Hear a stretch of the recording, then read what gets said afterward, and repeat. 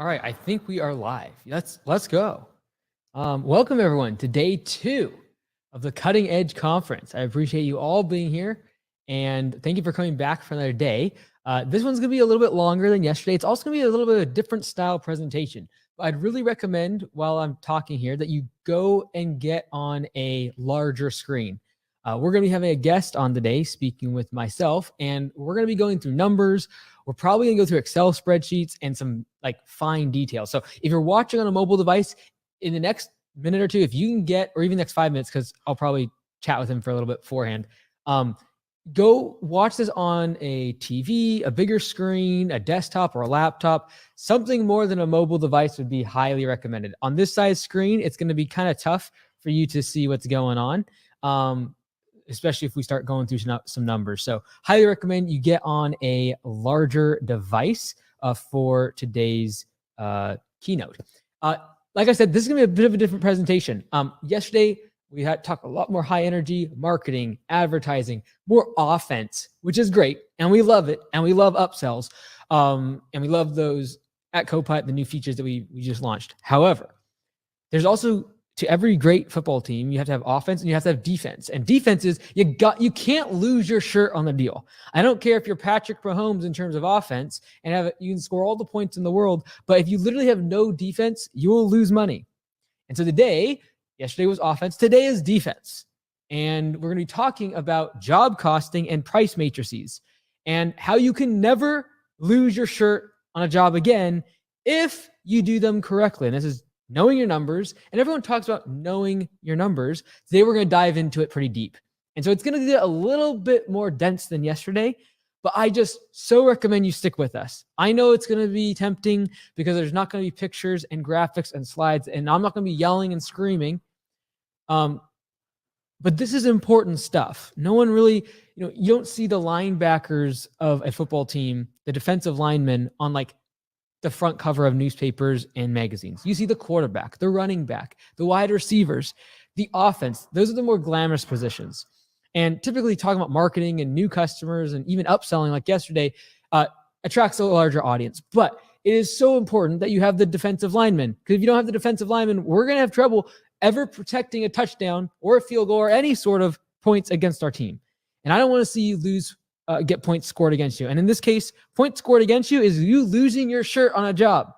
When you think it was going to take $2,000 and it ends up taking $5,000, that $3,000 loss is putting people out of business. And at larger size scales, if you're doing $50,000, $100,000 projects, those can really affect you and put you out of business and make you go bankrupt. I was just at someone last week. Literally, they told me, they said, this $30,000 job, if it goes wrong, I will go bankrupt. And therefore, I will be on this job the entire day, all the time, and I will not trust my crew to take over the project management of this job because I must make this job work. It's a lot of pressure and stress. It'd be so much better if you knew the pricing, you knew how to do estimates, so that when you gave the estimate and the proposal, when it's accepted, you knew the job was going to make money. You knew it was going to make profit. And that's what I want to talk about today. I'm going to be bringing someone on today that is just an awesome person. Not only does he have a fantastic first name, great representation of the Mike brand. Not only does he represent small people like myself very, very well, makes me proud. He gives back a lot to the community, and he shares a lot of these nuts and bolts that don't get a lot of pizzazz and views on YouTube, but they're so important. So as much as you're going to be tempted to click off today because we start drilling deep, just hang with me. Even if we start going down a path and for 2 or 3 minutes you kind of zone out, just hop back in. Even if you are having to do on a mobile device and you might not see all the numbers as we dig into some of the software and Excel and start figuring out some math, please just try to grasp the concepts of what we're talking about. It's so important. And I really do believe that this discussion that we have for the next hour or so is going to be extremely valuable, and you might want to rewatch it. You definitely are going to want to take action on the things that we share today. And so without any further delay, let's go ahead and roll it. Let me get this set up real quick. It'll take me 10 seconds, and it's going to be great. Here we go. All right, thanks everyone for joining us. Today, I'm very honored to have the master of job costing and price matrices, and that's Mike Callahan from Simple Growth. Mike, before we jump in, maybe just give a quick bio for those who don't know you, what you do at Simple Growth, and really kind of what makes you qualified to talk about job costing and price matrices. Yeah, Mike, appreciate you having on everything you're doing for the green industry here and raising the level of professionalism. Quick background, owned a lawn and landscape company for about 27, 28 years in upstate New York. Ended up multi seven-figure business, ended up exiting that business and got really deep in the numbers as we went in through high school and college. Didn't really know my numbers, put my head down, grinded like everybody else. But eventually some of the stuff we got lucky enough to get right. Some of the stuff, honestly, Mike, we got wrong. There was one year we lost a significant amount of money. So we dove in probably about 15 years ago, ballpark, and really started to understand what it costs to operate per hour per guy, our break-even numbers, and what our revenue per hour was. And the delta between those, the difference would be our bottom line net profit. So we went in, and in part of my journey becoming an absentee owner, I need to make sure the financials in my business made sense. So we went out and built pricing matrices with job costing budgeted hours for all the services in my lawn care business. Long story short, we talked about it at the Landscape Summit, but that original business through high school and college ended up getting married to my high school sweetheart. I was working 80 to 100 hours a week, and that business literally caused a divorce. So my new mission right now in the lawn care and landscape industry is to help business owners take their life back from the business, or hopefully avoid the mistakes that I made in the early years.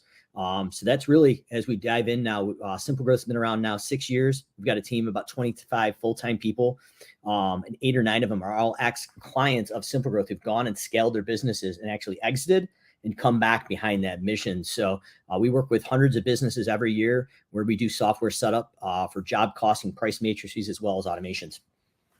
Now, I assume when you got started with job costing, price matrices, et cetera, you didn't have the software at the time and probably were using Excel. And so I think today that's what we're going to show. And the reason is because, like, regardless of what CRM or software you use, these are things that you can do in your business. We believe, both Mike and myself, that software is going to make that easier. But let's go ahead and share some of the things you prepared, Mike, and talk about job costing and why it's so important. But before we jump into the actual numbers, I want to kind of go from more of a high level view and ask a few questions about how estimates work. And everyone always has like estimate system, and everyone wants to create a system for everything. But can you kind of break down for me, what are some of the different ways of doing estimates, and which are most preferred, and what are most common when it comes to any home service business?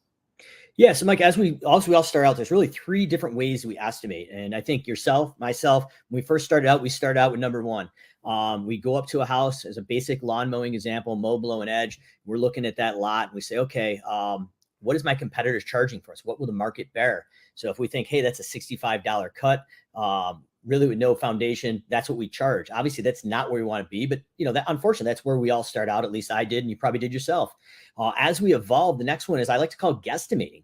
And really what guesstimating is using your experience as an industry expert, going out and looking how long is it going to take to mow, stick edge, weed whack, and blow that property. So if we're looking at that same property, it's going to take 1 hour for one guy or girl to do it. And our revenue per man hour goal, what we charge is $80, 1 hour times $80, is we need to charge $80 for that job.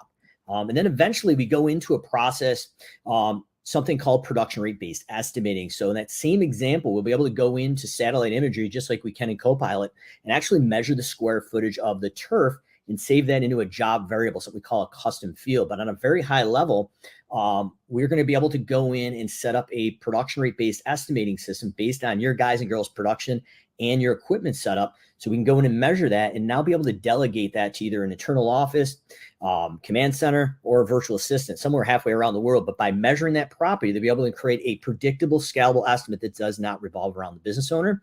And once we get into our job costing, whether it's guesstimating or the actual production rate based estimating, when we produce that estimate and turn it into a job, we're going to have a price, a budgeted time that needs to be done, and a cost before profit. If everything works to plan, our bottom line net profit is where we project it to be. Got it. So we got market-based, time-based, and then production rate-based.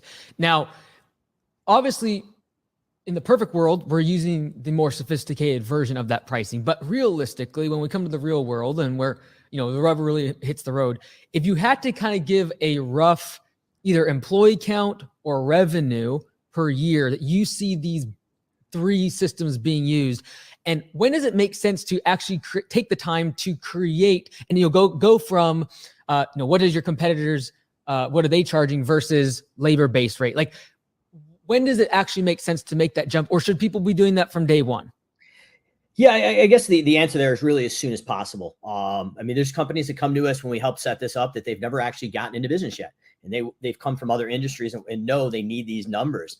So if you don't know what it costs you per hour break even, that's a number you really need to know. Most of the businesses probably come in around 200,000 to 250,000 up to a $500,000. But that being said, we have businesses come to us to 3 million to 5 million in annual revenue. They don't know their numbers, and they're literally at best guesstimating. I would say sooner the better, but about 250 to $500,000 is where we see most folks come in. And that's traditionally not in a full scale production rate based estimating. They're going in and literally going in and basing on their experience. But the idea here is when we set this up in a software like Copilot, we can actually put in the time that we think it's going to take. And then the system will non-emotionally calculate it. Because as you well know, Mike, if we're in the spring season, we're trying to add 25 or 30 lawns this week to hit our sales goal. You and I are walking up and going, well, if I shave $3 or $4 off that mow, I'm sure I'm going to get it. And that's going to help me get to my sales goal. And we unintentionally hurt ourselves. So to really answer your question, 250 to $500,000 is usually where we see it. If you're watching this, I suggest going out and buying education, outlearn your competition. The sooner the better with these numbers.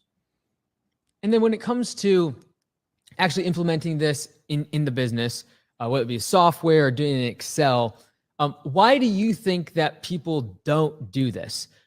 So for example, is it for myself, like, is it, the fact that I'm just too lazy to go figure out my production rates? Is it the fact that I'm not willing to do some time motion studies or clock my guys? Or is it the fact that, like, I'm maybe afraid of software? What are the most common things that you see? So many, obviously, oftentimes you're seeing owners coming to you looking for help, but why do they either have they not done it in the past, or they decide not to do it and they stick with the old guesstimating model that so much of our competition uses? Yeah, I guess there's a couple. So I mean, literally working with hundreds of businesses a year. There's 2 or 3 common things we see, and honestly, I think after talking to these individuals, it's not that they don't know it or don't want to know it. They just don't, like, they almost don't want to feel stupid, so they won't ask anybody, hey, what should I be doing here? And they're not going to ask their local competition. But if they ask their local competition, 99% of them don't have a clue either. So we're all in the same boat. The cool thing is with YouTube and all the stuff out there, like, now it's actually being talked about. But like I said, we've got companies 3 to 5 million in annual revenue that realize they need to figure this out, and they don't have it figured out. And they're like, you know what? We're playing Russian roulette with our financial future, not even for ourselves, but our employees. Once in a while, that's going to happen. That chamber is going to be loaded and get you right in the face. So really, I think a lot of it is just, we know we need to do it as business owners, but we're scared to ask for help or actually go out and get the education. And, hopefully step number 2 that we talk about is really going in and being able to work strategically in your business 4 hours a week. And that's 10%. Traditionally, as we get bigger, we want to get to 20% of our time as being strategic, working on it, not in it, as Michael Gerber would say. So it's literally A, they're scared to ask for help, or B, they're in there just grinding on the truck, doing the estimates, fighting fires. And it never becomes a priority until we go in November, December and look, and we lost $50,000, $60,000 this year. And we're like, wow, we need to fix this or get out of this business. So don't have the time. And a lot of times folks are embarrassed to ask for help around it. And I had to go out and hire a consultant to make sure the stuff that I built in my Excel sheet before we started to scale to 1 million and well beyond was actually correct. The consultant, about after 3 hours, said, why did you hire me and fly me in? I go, well, if we're making this financial investment, I need to know these numbers are correct before I put this money in it. So even myself, I think in the early days, Mike, I was a little embarrassed to ask for help or to confirm that what I actually put together was correct. Lucky enough that it was, based on some of the college classes I took, though. Totally. And I think sometimes it's just a matter of not having the humility. Even if you grow a big business, you can build a massive business on guesstimating, but it's a matter of luck, and you're not going to be able to pass that along to someone else. But it is somewhat humbling to say, hey, look, I am literally throwing a dartboard in terms of how long something's going to take, or, literally just, that's $400. Like, that's kind of similar to Mr. Jones, who's $500. Like, that sort of, like, you can build a big business, but it's going to take a level of humility and learning and re-educating yourself on something like a software, Excel, or even just looking at math. Like, no one enjoys math. We get it, but it might be necessary to actually systematize the business. Now, can you, the other issue go ahead too is, as you're looking at this, the old saying, good data in, good data out. That's usually not even the case. What it is there's no data in, no data out. So when you're utilizing a software like Copilot, you want to be able to get that data in your hands. So even if they want to fix some of this, that's where we help a lot of people with industry production rates, because a lot of times people think they have the data they need. And when you actually go to look, it actually is not being put into the software, an Excel sheet, or even pen and paper. 100%.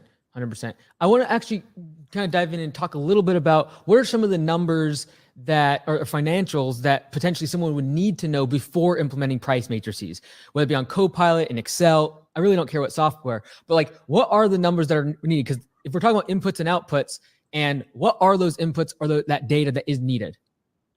Yeah, so really, as you're getting bigger, unless you're 3 to 5 million, maybe a little bit bigger, there's a certain time and place where you want to get a break-even number per division. As you're going up to maybe 2, 3 million, any of the industry consultants that are doing the financials, such as Jim Houston, we saw at the Landscape Summit, we work with a lot of Jim's clients. Jim's going to keep that as a average break even across all the divisions. But literally, the staggering thing, I think, that got a lot of people's attention at the summit when I was on stage and I said, anybody who knows the numbers, raise their hand. Well over 500 people in there in audience. And the lights were bright, but I couldn't have counted probably more than 20 people in there that actually knew that number. But that's common. 95% of the people we work with to help build out these numbers don't know that number when they come in, and it's something liberating. But at a bare minimum, no matter if you're using software or not, I would say, go out and get that break even number, what it costs you to operate per man hour. Because like you said, Mike, we're throwing it against the wall and it's crazy. You can be in the right market. You can put in the work, have your head down and grind, and just get lucky. And we've seen people get to 3 to 5 million just getting lucky. But wouldn't you rather know at the end of the day that that number you're putting out there is a number that actually is going to drive a bottom line profit? And sometimes also have the ability that, a 1 or 2 year turnaround of your business going from unprofitable to being profitable, actually have a way to measure that roadmap, right? If you're only $2 above break even now and your goal is $10 above break even, it's nice to be able to kind of know along that way if you're improving and moving towards that goal. And data is the number one way to do that. So break even point, super important KPI, something to know in the business. What other inputs or financial requirements or data is required to do price matrices? So the cool thing is with a lot of this, you can build a pricing matrix based on the guesstimating system. We don't really want to throw you in the deep end, Mike, if you can't swim in those swimmies, right? That's crazy. So the idea is we want to be able to graduate into that as you're using a software that's doing job costing and production tracking in the reporting. Even if you don't have the industry production rates, you can use the guesstimating and then take those variables and eventually take your own data and create it.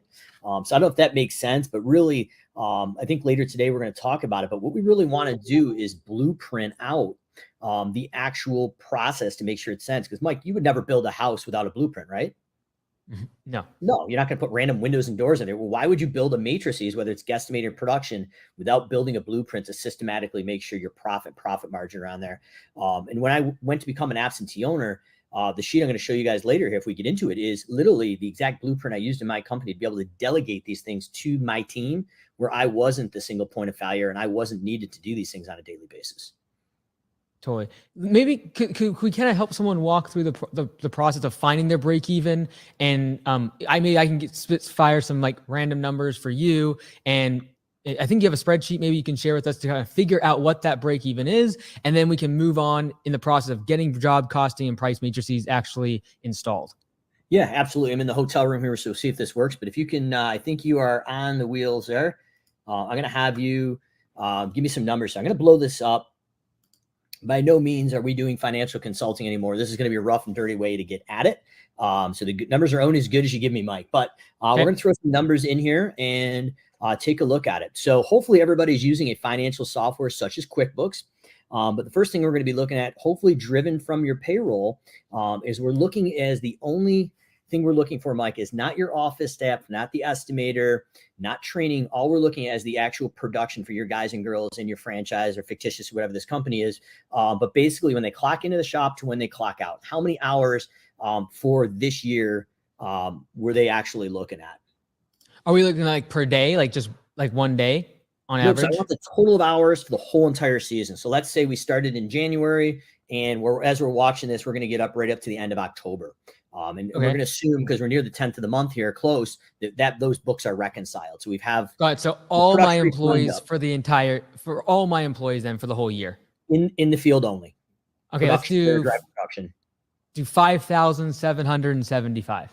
5,775. All right. There you go. All right. Next thing we're looking at is your expenses. So if we're pulling up QuickBooks, hopefully we have a budget. If not, this is something we want to look in the upper gear icon and set that budget. But Mike, what we're doing is going in under the reports on the left-hand side in your QuickBooks online, most likely at this point. And we're going to be running a profit and loss in an accrual basis. You're going to have two radio buttons, the one on the right.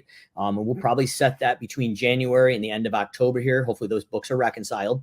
But we want to make sure these expenses line up to the production hours you just gave me. But if we run that report in a accrual basis, up top, you're going to have your revenue, and there's a COGS account, cost of goods sold. So you're going to have your labor, equipment, and subcontractors. I'm sorry, your labor, your materials, and subcontractors. Now, some, depending on your accountant, may have tucked gas in here or fuel. Predominantly really don't want that in there, but if you're doing it consistently year after year and it's consistent, that's probably okay. But most likely, Mike, you got your labor costs, you got your material costs, and your subcontractor. So we're going to get that total. And then if you scroll all the way to the bottom of the screen, we're going to have a total expense, and that's going to be your general administrative fixed cost. So when we add those two numbers together, that's going to be the total expense that you've spent for the whole entire year for everything, including your office, your rent, the guys and girls in the field, you name it. Total expense, if you took your top line revenue and subtract it from that total expense, that's what would be left at profit. So I'm looking for a number for your total expenses for the whole entire year. The whole year. So if we had like 5,000 hours, I'd say like, okay, I'm just gonna make it $458,606. All right. There's like the total cost. This is just COGS, right?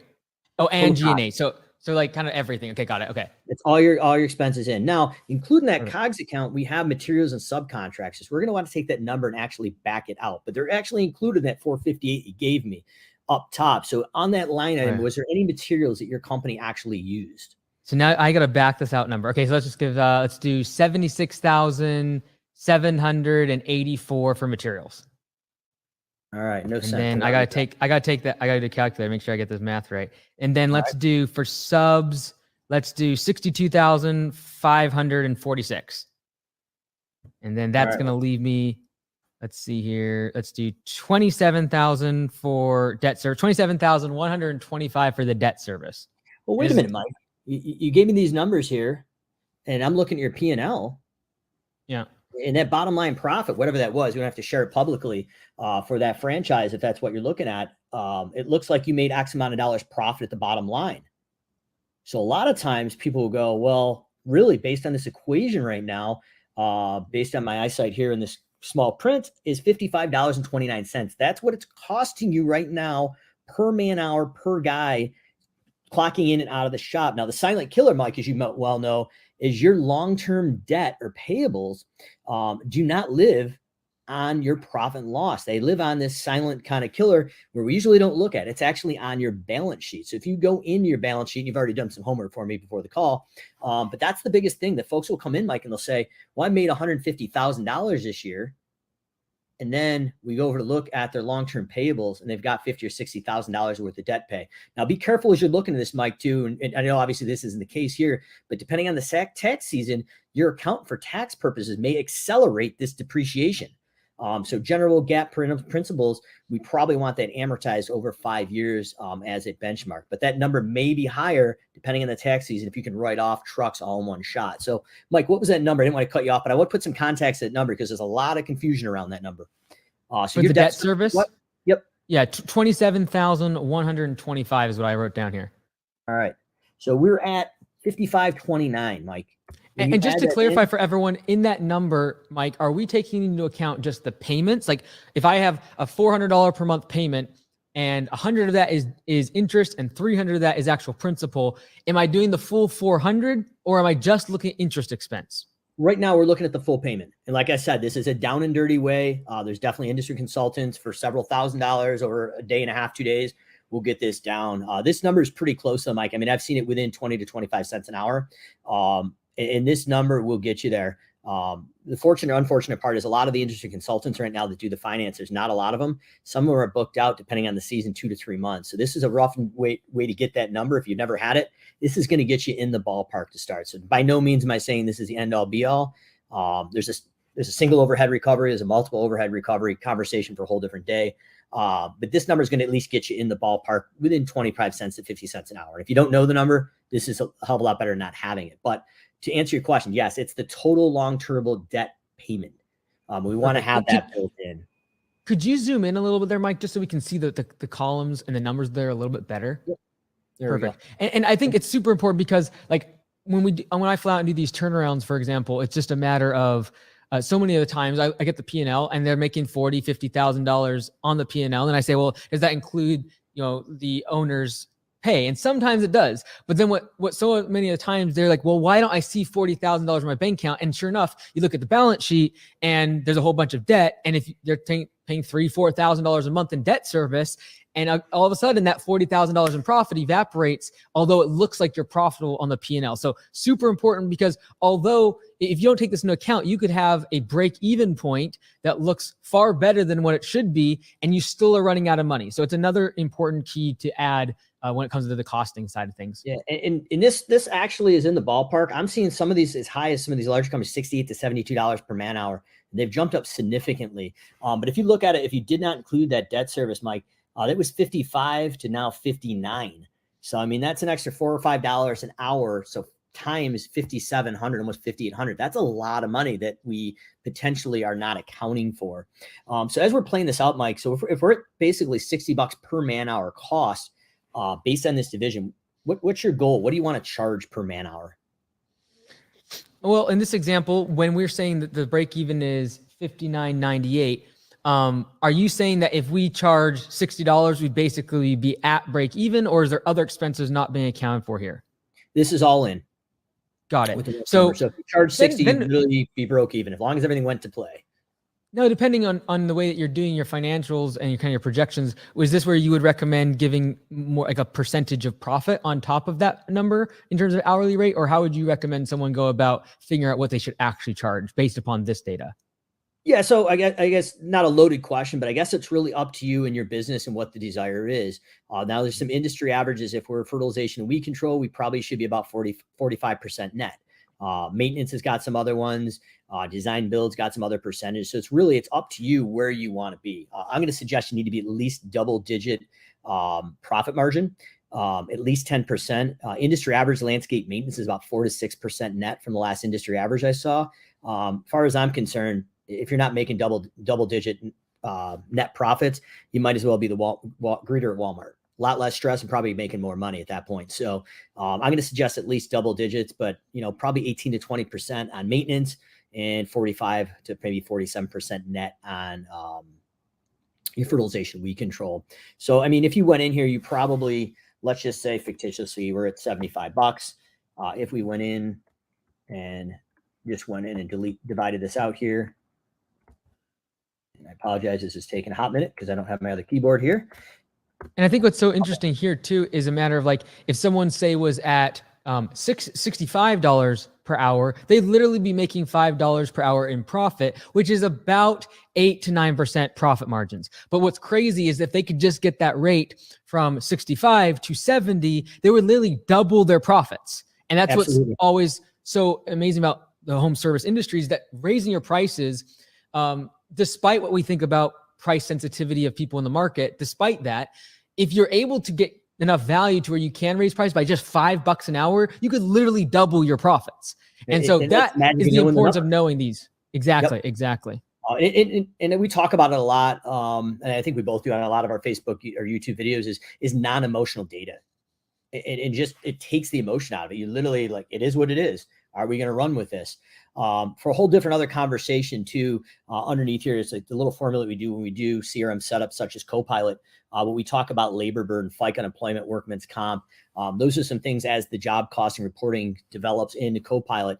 This is a number that you're also going to want to know because you're going to want to know what the hourly rate is loaded with labor burden for regular time and overtime. So that's another number we could definitely talk about at a later time. But at a bare minimum, Mike, for today's conversation, going into matrices, the bare minimum is you really need to know this break even. If it's a larger company, like 3 to 5 million, a little bit bigger, we may want it per division. But right now, if you're 4 to 5 million or below, this number probably will suffice. Construction, design, build projects may be the anomaly because your workman's comp and some of the stuff is extremely high there. But like I And said, what I like about this, Mike, is that fact that like someone can just literally take last year's P&L and figure this out. It doesn't take projections or time motion studies or like complexity. And maybe there's a little bit of accuracy that's given up in that. And so like, I just want to warn people, getting it done, and I believe this is 98, 99% of the way there, is far better than just not doing it at all. And that's what I see so many times people doing, because I've seen some illustrations and some examples where you're breaking down the cost of the fuel inside of every single trimmer. You're breaking down the cost of the tires and the brakes, and it gets so convoluted and complex to where when the data gets spit out, it's like, well, you literally had 500 data points you could have messed up on. If you fudged them all by 10%, now all of a sudden the number at the end doesn't make sense. Yeah. And so I like the fact that it's simple. I think the one thing is, would this be a little bit difficult to implement in terms of projecting going forward if you were changing what type of services you were offering? For example, going from more project-based to recurring, could that potentially, for the people that might be doing that in their business, throw a monkey wrench into this slightly in terms of running projections? You could forecast off of it. It's significantly better than not having anything at all. And, for a whole different talk, we could go into that more as a multiple head recovery system. But Mike, you nailed it. There's about 8 different tabs. There's about 15 to 20 things in each tab. And in that, first draft's better than no draft. This is going to get you within 25 cents to maybe 50 cents an hour. But we've compared this to some of the industry consultants, and literally sometimes within 15 to 20 cents an hour. And that's anomaly based on all those data points in those sheets.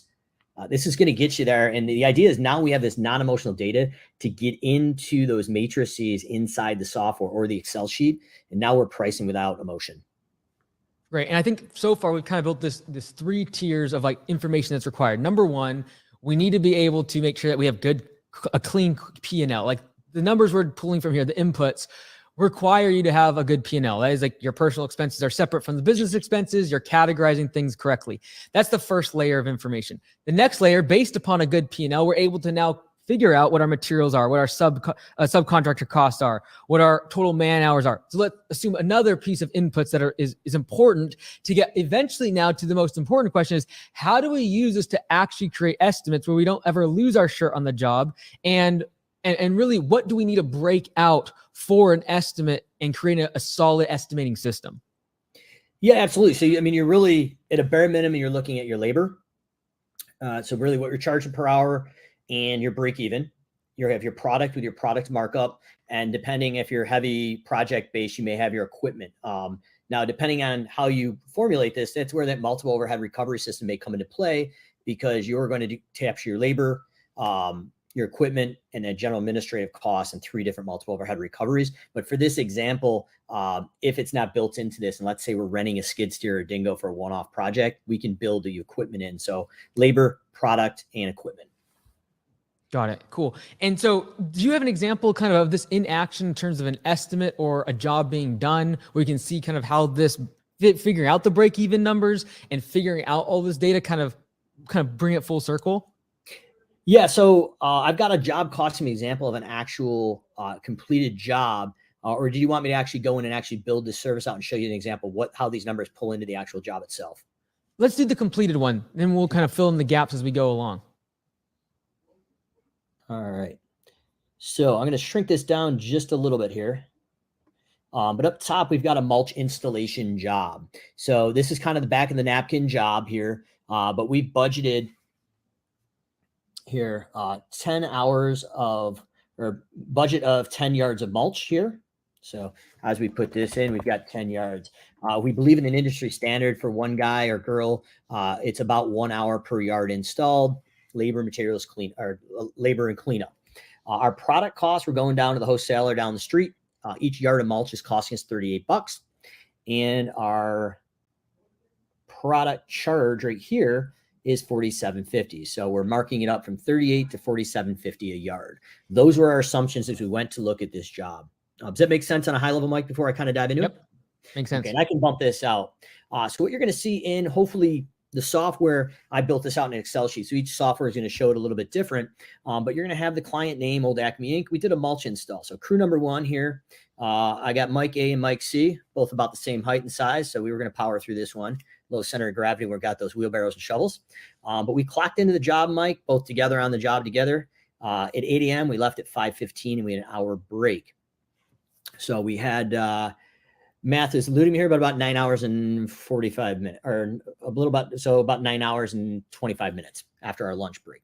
We budgeted this job for 10 hours based on the 10 yards. Well, Mike, apparently one of us was a little bit slow that day. We were out there, but it actually took us 10 hours and 15 minutes each to do that. So the total hours was 10.5 or 20.5 hours. So as you're clocking in and out of a software, you're just manually adding this in Excel sheet.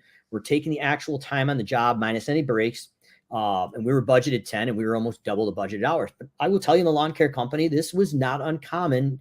If we've got A players or maybe sub A players, if we don't tell them how long it should take, they're going to take as long as they see fit. So right now, Mike, our variance is the difference over or under. So our variance right now is we're 10.5 hours over budget. Now, obviously, if it's costing us in the other example, almost $60 an hour, that's not good, right? It costs us an extra $600.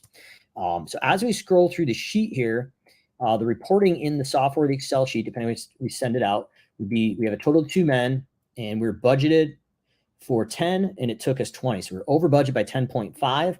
Our labor rate, so this is how we're going to set up the reporting, is we want to look at our labor and our product with product markups. Our labor rate that we were charging is $17.54 and our overhead cost was $6.05. This is what we did. So the difference between those would be our profit, and we had our actual product cost and what we charged for the product. So it cost us $9.50. We charged $11.87. The total job was $2,930, Mike. So and how did you come up with the budget overhead cost on that one? I know we kind of glanced through some of that there. So we took the 20.5 hours and times our break even. In this example, it was actually $65 here. Got it. So once we have that, in this example here, we budgeted 10 yards. Well, the reporting, we're also probably going to look, how many yards do we actually use? Well, we budgeted that job to be 1 inch, but they went out and did it about 2.5 to almost 3 inches. So they've overdone that. We had the dump truck full. They just kept going. So that's another possibility that can happen.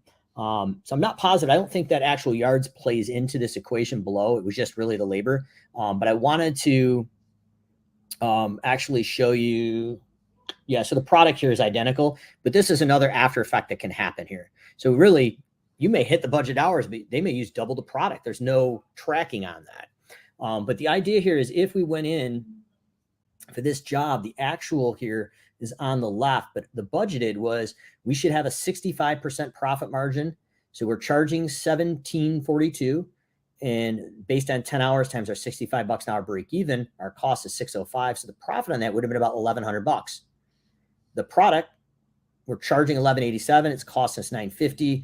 $2.37 was our profit. We had a 20% margin on that. So all in, we charged $2,900. We made $15,555. Our expense was, our product and expense was $1,500. So we should have netted bottom line profit about $1,300, $1,375. It's a 46% margin. So I didn't actually play with the yards of mulch here. As you can see, the 1187 here and the 20% identical.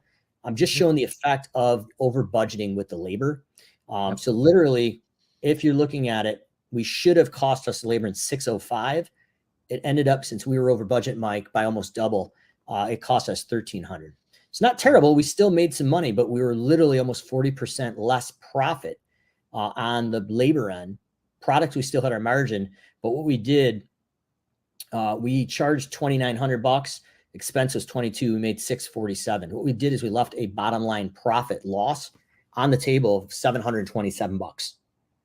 So the software, which is literally a doubling, but by going from 647 to what was projected at 1,300 would literally double the profit of the business.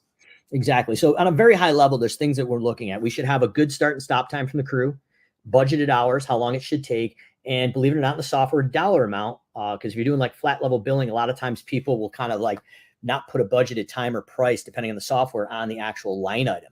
But if we get good start and stop time, we get a budget time and a cost on the labor, and we have product and product markup with a budgeted quantity that we can check, you've got all the keys for the software, even in Excel sheet, to track all this. And that's what this fictitious example is here, of start and stop, budgeted times, and then what the actual was. And what was the total charge broken out. But For if you the got more those variables, for the more cynical person, Mike, that looks at that and is like, okay, that's a bunch of math, and it's all looking in hindsight that I would actually get the math of the actual versus the budgeted. Can you speak to that person and hopefully convince them that not only is like the difference, obviously we saw the dollars at the bottom of the difference between budget and actual, but how is it actually going to make my crew work better, or how is it going to make me more accurate in the future? Because this is all just historical data that took me, let's just call it a few minutes or even 5 or 10 minutes if I'm doing it manually to actually get this information. Why is this information actually valuable? Well, you're really flying in the dark. So on the first thing, financially, you need to make sure that you've got accurate numbers for your budget. So if we're going from $500,000 this year and we want to hit $1 million and we have a projected profit, if we don't know where we're going and how we're getting there and track it, we're never going to get there. But the secondary piece too is with the labor market right now. If you're hiring A players, Mike, they want to know what winning looks like. And this ties right in for the P4P system. And they want to know if they're winning on a daily or at least a weekly basis. Can you imagine going to a sports game, Mike, with no scoreboard? Those athletes aren't going to stick around so long. The crowd definitely isn't going to stick around because there's no scoreboard. So if you're sending your guys or girls out to mow lawns or put mulch in and you don't tell them how long it should take and what the parameters of success look like, they're going to probably do just what we fictitiously did. They're going to take 10 hours or 20 hours basically to put 10 hours worth of mulch in. And if we don't tell them how much product they should be using, they're just going to put it on and probably 3-inch depth instead of 1.5 inches to 1 inch top dress, and we may have bid. So it's going to give that clarity on the employee level. It's going to create a culture of consistency and driving towards that goal of profitability. And B, it's going to drive your financial success of your business. And now it doesn't live in the owner's head. Anybody can do it. And I think by doing that for every service and every job using the software, it allows you to actually see which services are most profitable. Because let's say you pay someone $25 an hour or $20 an hour. Well, if they do 5 different services, if you actually run the job cost, you might realize that one of those services, you're at 40% profit. Another service, you're losing money on. But because you're average, you're 10, 15, 20% profit, like, hey, my business is doing fine. And maybe even that employee is efficient. But when you actually break it down based on every job and then break it out by services, like, oh my goodness, like I am making all of my profit in this one service. Maybe I should double down more on that. Or maybe I should raise prices on this other have a different labor rate for this other service that I'm losing my shirt on. Yeah, exactly. We want to break it out per service or per division with the labor rate. The break even, as we took it as a general, as an average across. And the other thing that this data, if you've never seen it, looks probably overwhelming. But the cool part about it, Mike, is I can run this now at the end of the year, coming in November, December. And I'm going to probably suggest running the report again in probably July. We did it the week after 4th of July. But we're going to raise our prices, but we're not raising them. This may stir up some debate, which is okay. Drop your comments below. Happy to hear about it. But basically, we're not raising our price unless it's like fertilization and your product cost goes up 15%. That's a different story. But use the lawn mowing example. It's really basic. We're not raising our price by 3 to 5% each year because really what we're doing is we're alienating our most profitable clients. And what I mean by that is if our goal now is $65 per man hour in this example we just showed, we're going to price everybody through the report that's below 65 up to where they need to be. But anybody above $65 an hour, we're leaving them there. So you've got clients you're making 100, 125 bucks an hour guaranteed. When you do that price increase as a across the board percentage, what you're really doing, in my opinion, is you're taking your most profitable clients and literally asking them to shop you. So very similar to Jack Welch and GE. He took the bottom 10%. We're non-emotionally taking the losers that aren't hitting your revenue goal. And we see it every time when we work with clients that like literally run this report. You're losing 20 bucks every time you show up to that lawn. Just drop off a 20 and keep on going. It's going to be a lot quicker and easier. What would you say to the person that is actually the opposite we've kind of inferred so far, which is people not getting into their numbers? For someone that's kind of OCD and gets really, really into the weeds of this stuff, for example, they're listening to what we just said and said, well, you know, you can have budget hours and they're beating budget hours, but then because you drive 30 minutes outside of your route to go visit their property, you're actually not hitting your hourly rate and you're losing money. And this number is not showing me this because it looks like I'm beating budget hours. What would you say to the person that actually gets too much in the weeds? Because I've seen this subset of owners that literally spend so much time figuring these things out down to the penny that they actually don't focus on implementation of what this data is telling them. Yeah, and you got to go deep and stay the course. You got to start with something to iterate off it. To answer directly kind of your question, and I think there's probably a few people watching this thinking the same thing with non-billable drive time. Like the cool thing is that rough break even that we built actually includes your non-billable drive time because it's from shop to shop. So if your non-billable drive time, as it goes up, as we grow, doesn't go over as a percentage, it is technically built into the $60 per man hour break even that we built out with your numbers. So long as that 30-minute drive is on average within the normal progression of growth as that percentage, it's okay. It's built in. Now we want to run some reports eventually when we have the acumen of direct labor costs on site and direct labor costs. That was that labor and labor burden from non-billable time to make sure that percentage is up. And as AI and different reporting continues to go, then we might be able to focus in on where do we need to build route density between the stops that don't have enough density. Okay, I have two questions before we head out. One is for someone that has never done job costing, they might know their hourly rate. I think most people watching this, they know if I asked them, like, yes, I charge 70, or I charge 80, I charge 90. What would you say are the steps to go from that kind of guesstimating, and then at the end of the year, you kind of come up with your profit percentage? What would be the few steps you might give of the progression to go from that to actually knowing your numbers on every single job? So if you're saying just basically knowing your numbers on every job as far as what you should charge, is that what you're asking? Both that, but also being able to look back at the job and be able to actually see the breakdown like we saw of budgeted versus actual. Yeah, so foundationally, we need to actually set up the service first with a budgeted time and cost. And once we have that, we can evolve into tracking the data. The other thing, depending on where you're at in the United States, Canada, Australia, doesn't matter, UK, we work with clients all over the world, but there is some seasonality pretty much, unless you're like southern Florida. But even there is some seasonality as far as production based on the season. So you need to at least have a statistical mean of 15 to 20 visits, like on a lawn mowing, because you're catching the lower production in the spring where double cut and blowing out. When things dry out in the summer, and then you kind of got somewhere in the middle in the fall. So we need to have a budgeted hour that we want to hit for our revenue goal, but we need to have a big enough statistical mean of data. Like 1 or 2 cuts is not going to be enough data to actually make that decision, especially the seasonality. Like shrub trimming, maybe 2 or 3 visits is going to be enough, because it's going to average the first pruning where there's more heavy pruning, and then the second one is probably more of a maintenance pruning. So it's going to at least average them out, grab the high and low. But with mowing, things like that, even fertilization, you want to get at least 3 to 4 rounds in before you start to really have a knee-jerk reaction. Very cool. And obviously, I think both you and I would agree that the software is really what makes this simpler and easier and more repeatable in someone's business. And Simple Growth is a fantastic resource for people to actually have it done for them inside their business, figuring out these numbers.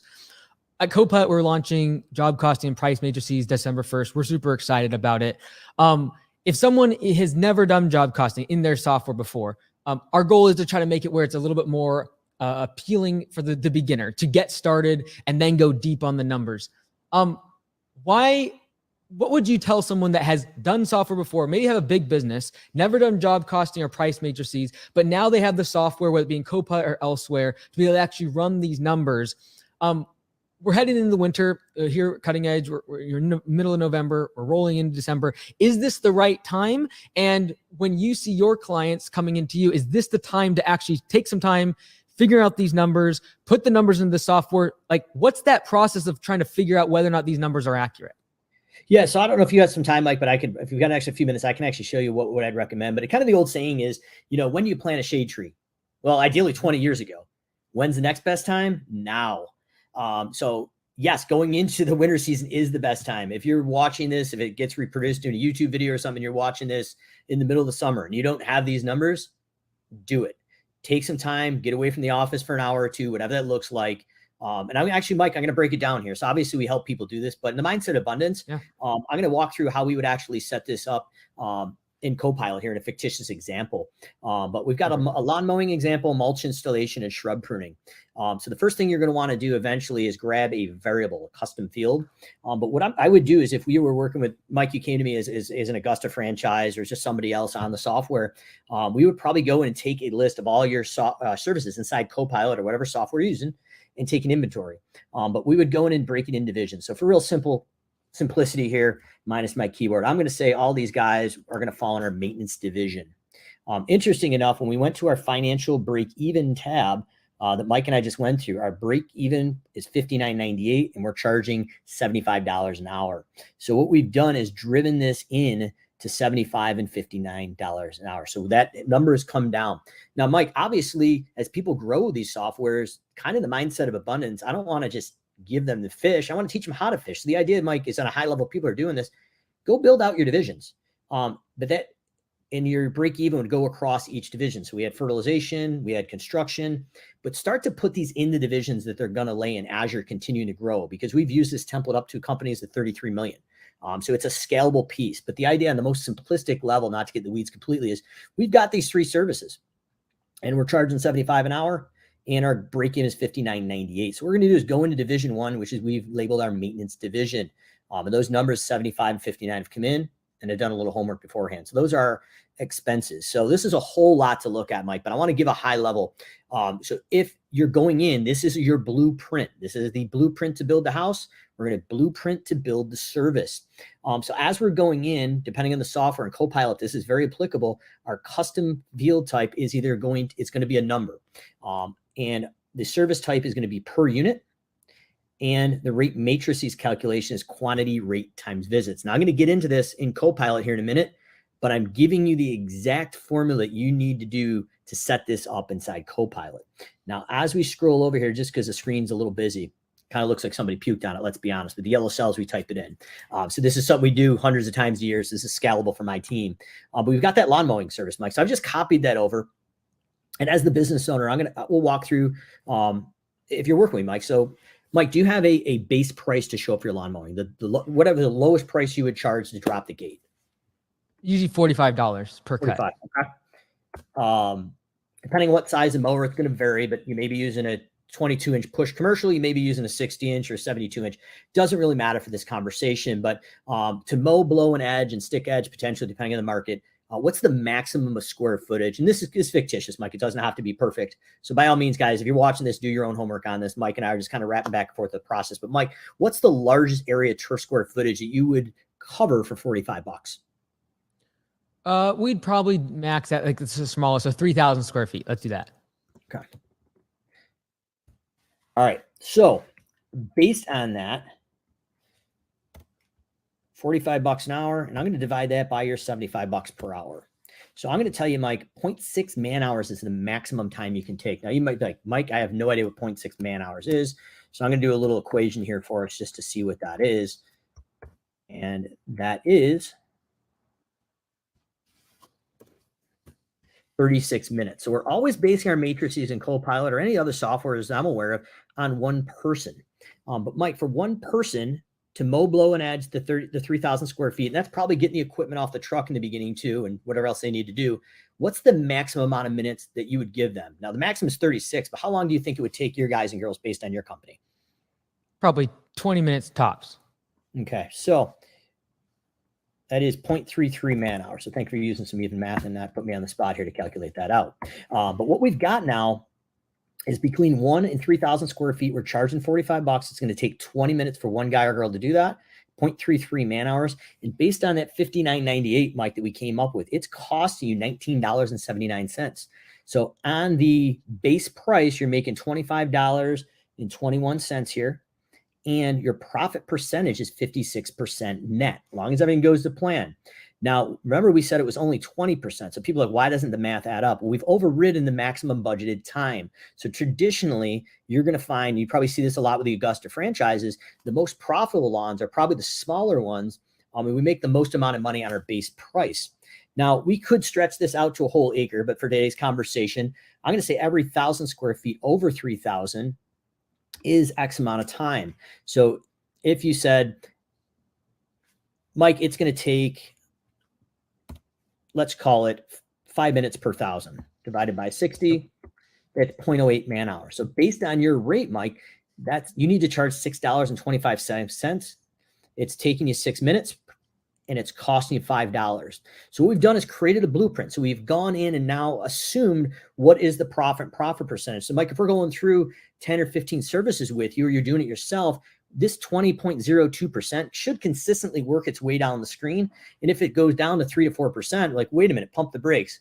Is this a loss leader? Have we purposely set this up, or do we need to go back and look at it? But the idea is we test it, we blueprint it, and then we drive it into the actual software like Copilot. Now, there's probably some naysayers here saying, well, I don't know how long it takes, which is okay.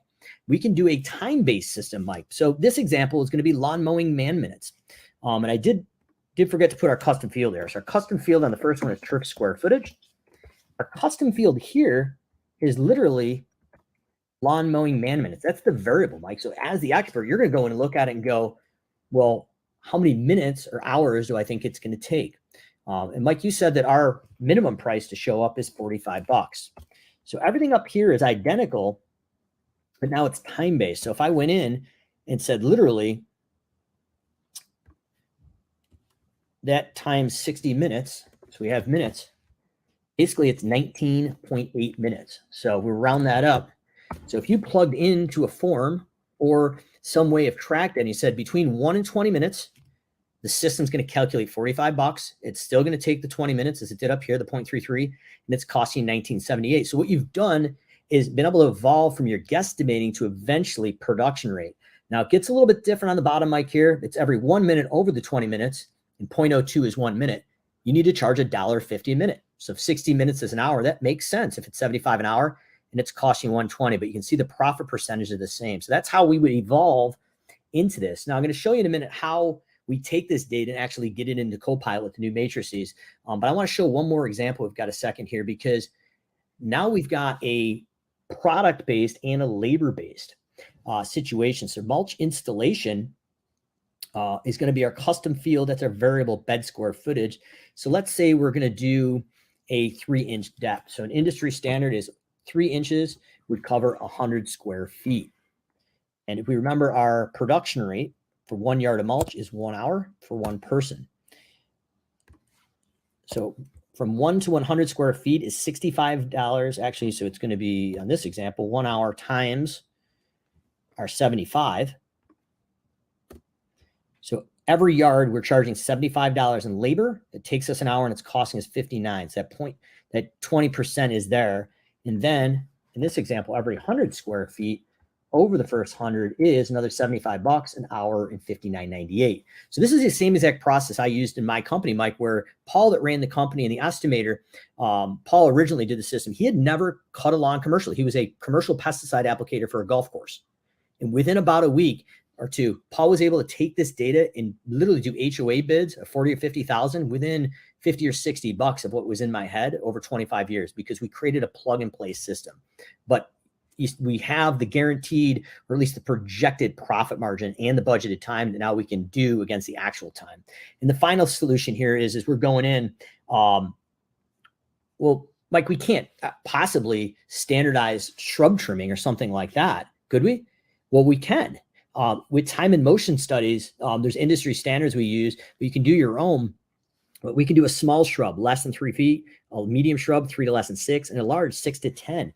Same idea, Mike, but what we would do is put in the budgeted hours. So I'm going to use these fictitious so I don't give the whole show away here, but let's just say it's 5 minutes for a small shrub. We plug that in. So every shrub we kick in, it kicks out $6.25. Let's say that we're doing a large shrub at 1 point, or a medium shrub at 0.16 man hours. So every medium shrub has got to be at least $12. And then every large shrub, let's put that at 0.3. Next, kicking out at $22.50. Now we can go out and do linear feet of hedgerow both sides with or without a ladder. But the idea here is now this is going to be all stuck in your software, such as Copilot. So that's a lot to digest, Mike, but I'm going to pop this over and kind of put some context to this. But do you have any questions before I hop into that?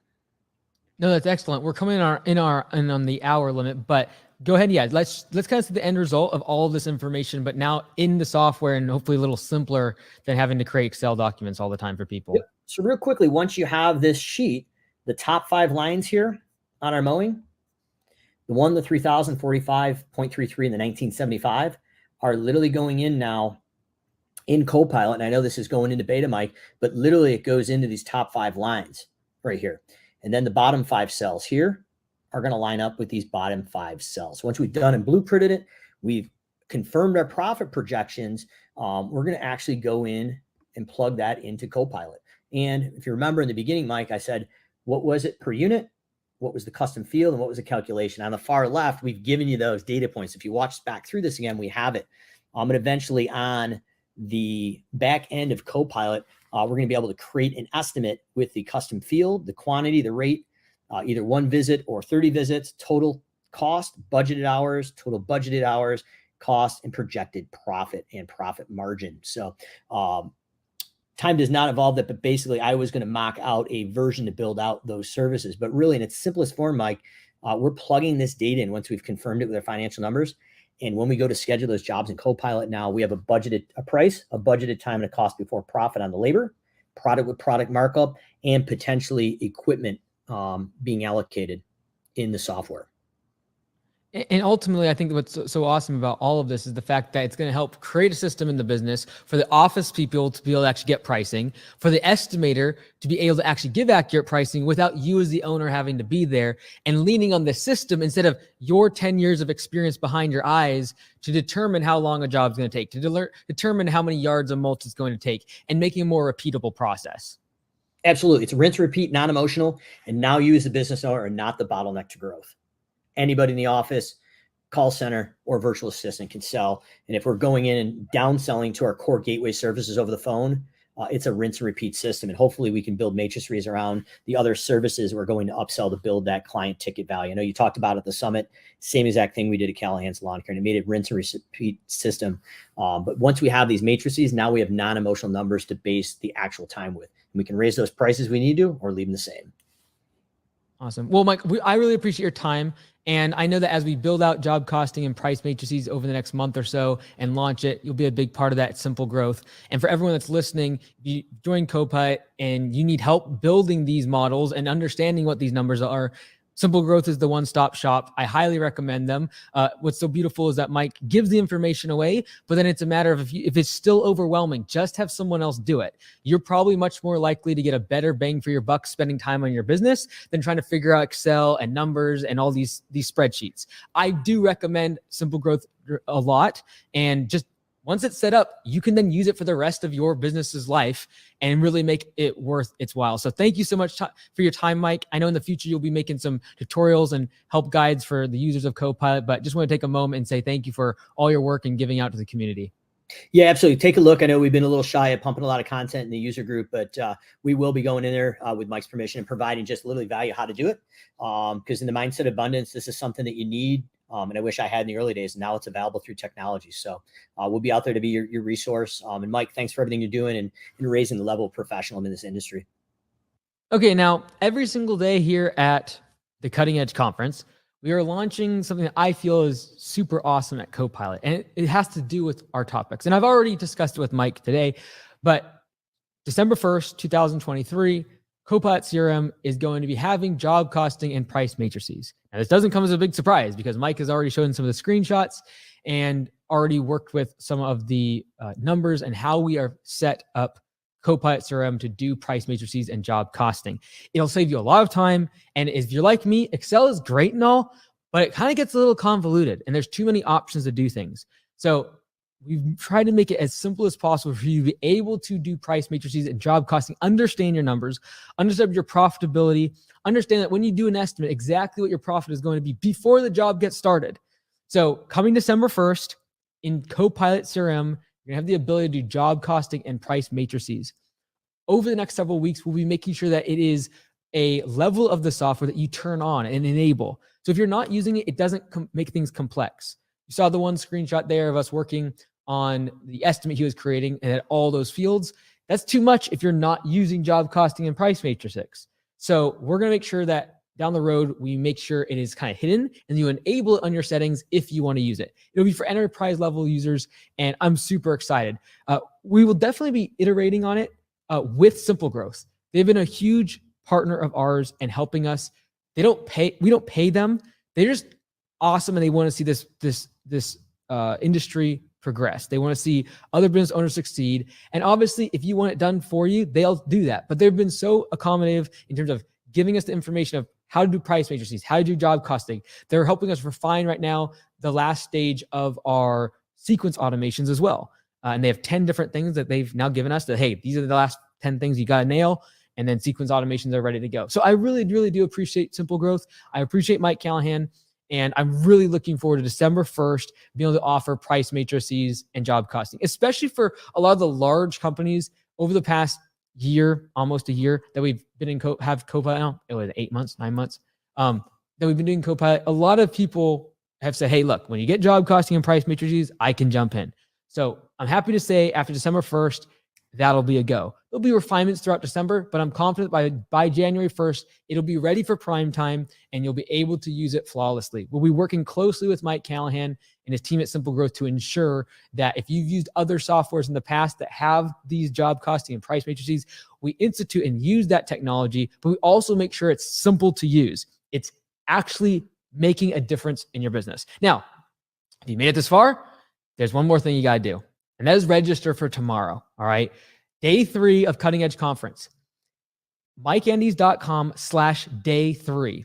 Now, the 3 is just a number. So DAY, the number 3, MikeAndes.com/day3. Type that in and register now. The reason is because at the end of tomorrow, whoever is registered for tomorrow is going to qualify for the giveaway. Now, only the first 250 people that take advantage of the offer can I actually do it, because it literally is going to cost me more than what my monthly rent and my house payment, because I have different houses. I have a house that I rent out, and I also rent from myself in my house. The cost of this per person will cost more than my house payment and my rent. And so I think it'll be a really good offer, and I think it'll be really, really helpful for a lot of people. And only the first 250 people we can honor it for, because I know there'll be more. The past couple of days, we've had well over 1,000 people register for the event, and then people have seen it outside of the registration is well into a few thousand now. And so I know a lot of people are going to see it, but I can only honor the first 250. So please go to MikeAndes.com/day3, register for tomorrow's event, and tomorrow is going to be amazing. We're going to be talking about how you make your marketing and your ads so incredibly good that customers feel stupid saying no to your offers.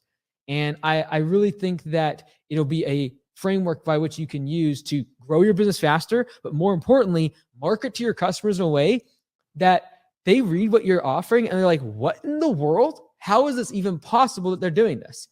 And I think it's going to be super helpful for you to break through, whether you're growing, whether you're trying to add more services, or whether you're trying to just increase revenue. So it's going to be a lot of fun.